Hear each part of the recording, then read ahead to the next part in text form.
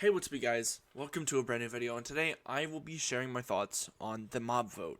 Now, I've heard a lot about this year's mob vote, specifically from a creator that I will mention later in the video, and I think his opinions are extremely valid. But let me get straight to explaining what the mob vote is, and what the new mobs do, and specifically my thoughts overall on the whole thing, so let's get right into it. The mob vote is notorious for being one of Minecraft's biggest events every now and then when there's a new update. But here is what I have to say about it. The mob vote consists of 3 mobs being present in a poll for voting. Whatever mob wins gets added. Plain and simple. But it really isn't. There have been instances of rigging the mob vote, like a few years back when Dream from the Dream SMP rigged the mob vote so the Glow Squid could win, and the Iceologer and the Blue Bloom were left in the dust. But I bet you're curious. So here's what these new mobs will add if they do get voted in. Let's start with the Crab. The Crab is a mob that essentially helps builders with block reach. If you don't know what I'm trying to say, let me explain this out for you the best way I can tell you.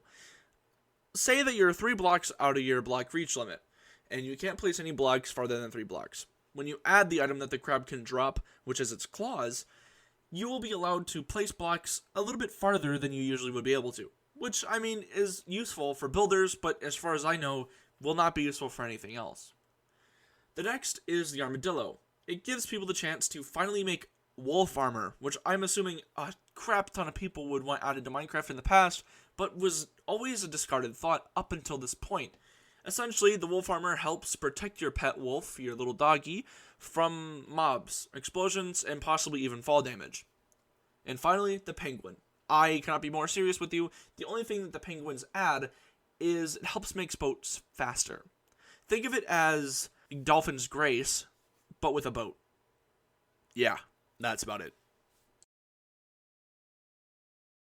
But this year, it seems to be a lot harder for people to choose. For instance, a TikToker by the name of Nightwing7974 is having huge doubts about this year's mob vote and how he thinks it affects the community. Here, take a look. Alright, so another primary reason why I dislike the Minecraft mob vote is that the losing mobs never get added. It has been 6 years since the very first mob vote where the Phantom won. Believe me, I have my own thoughts on that, but I'm gonna save that for another day. According to Mojang, all the losing mobs get added onto this idea board they have so they can implement them when the time is right. Alright, when the time is right, huh? Okay, let's see here. Monster of the Ocean Depths. Badass sounding name. Cool mob. Part of the 2017 mob vote. Update Aquatic, released in 2018. That doesn't sound like a great time to add it? 6 years later, nothing. What about the Hovering Inferno, the cool Blaze boss that I personally wanted to win? Perfect for the Nether update, don't you think?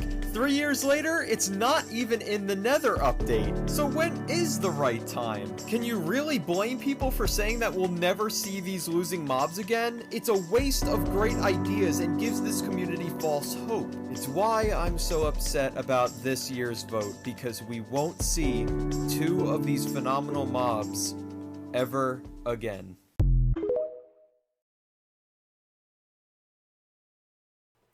It is crazy to just now see the divide that this can and did cause the community in previous years.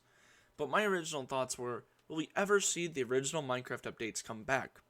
Back then, it was as simple as a new biome, a couple new blocks, and some mobs. And depending on community feedback, those mobs would either be kept in or would be taken out of the game, depending on how the community, just reacted to it. Whether or not they liked what the mob was for, whether or not the mob was useless, and like I said, depending on the community, that mob would be ripped out of the game and would never see it again.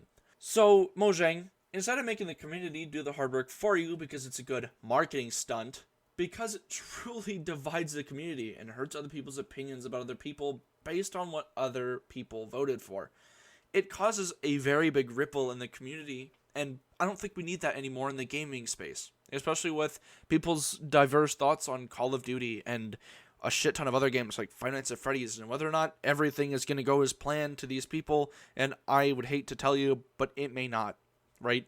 Mojang could simply move on with this mob vote, and either A, we could never see it again after this mob vote, or we could see it appear again, and it would just continue to cause this ripple. So, Mojang, let's make a difference, and let's just add all of them. I mean, to be fair, what is the worst that can happen? And like I said, based on community feedback, you can either get rid of the mob that people don't like, but at this point, I feel like we couldn't use this tension in the gaming community. It adds way too much unneeded hate to content creators and just the community and the people in general. So I'm just going to tell you this right now. Is it worth it?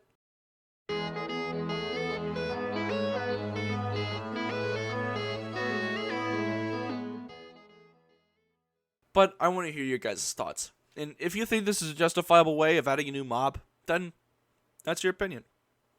If you think it isn't, and you think that it adds a divide in the community, then, just share your opinion in the comments below. But other than that, thank you guys for watching this video, and I'll see you guys in my next one. See you later.